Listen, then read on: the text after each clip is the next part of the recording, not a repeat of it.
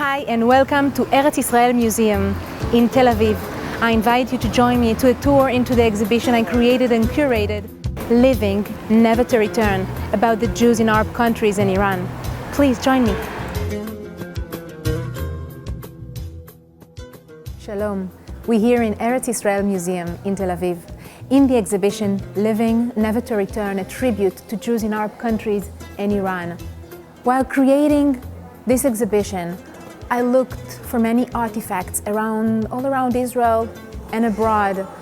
I brought photos, I brought videos, sounds, all that are to enlighten the uniqueness of each communities, and we have 11 communities in those countries.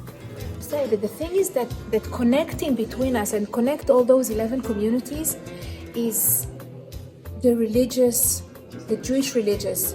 And one of the stories that I heard was in Libya.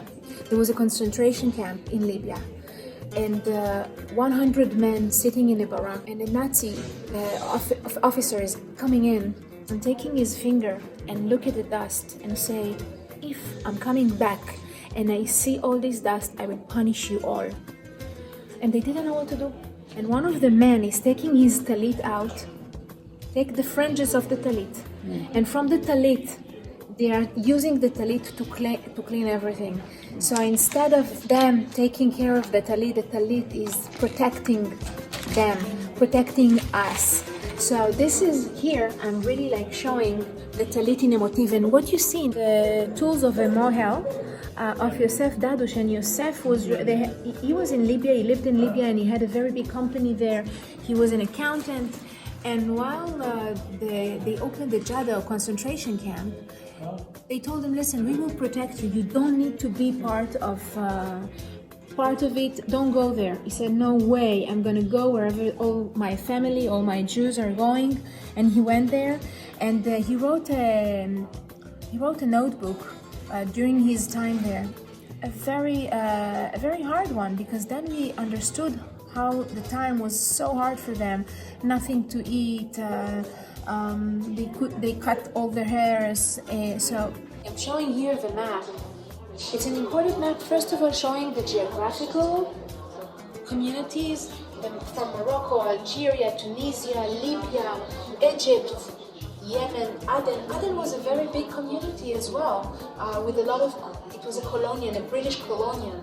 So they had a lot of influence from the British Empire. And then we see Iran and Iraq, Syria and Lebanon. And this map shows the numbers of refugees coming to Israel through the years of 1948 until 1972. There is about 550,000 refugees coming to Israel, but the numbers are much higher. It's like 850,000 refugees from all our countries, and many of them went to Mexico, to North America, Canada, Europe. The community in Morocco was the largest among the Jewish communities in Muslim countries. And here we see one side of the Tallit that shows the hard time they had there. And through that we are passing to the artifacts that showing the richness and the uniqueness. Here we see a sample of the Tallit and the Filin bags from Tangier from 1850. It's a silk velvet embroidered with glitter metal thread and silver and gold thread.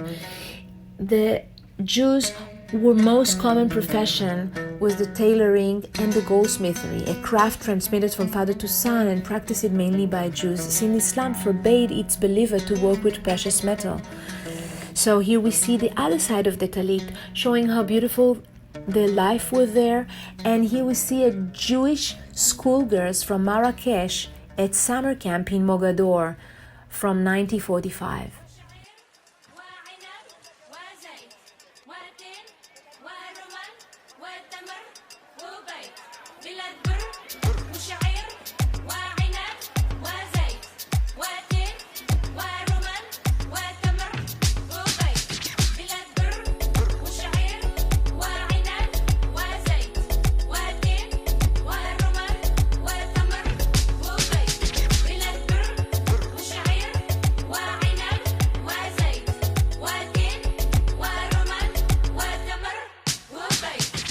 يا حي